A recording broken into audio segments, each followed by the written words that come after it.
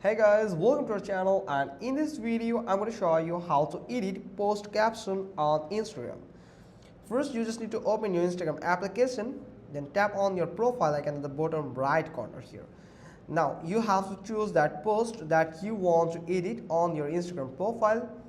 So if you have that you have posted it with another caption on it and you want to change it, then you just need to tap on this three dot button here of that post, and then you just need to tap on edit button here. So tap on edit and you can just edit your post from here. Like this is actually the caption of that photo, so you can just delete it and you can just add any like this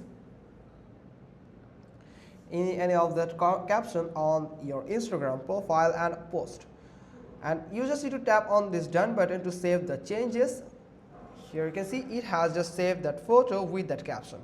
Hope you got this. That's how you can just easily edit a post caption on Instagram. Hope you got this. If so, then give us a thumbs up, leave a comment below, and thanks for watching. Till next time.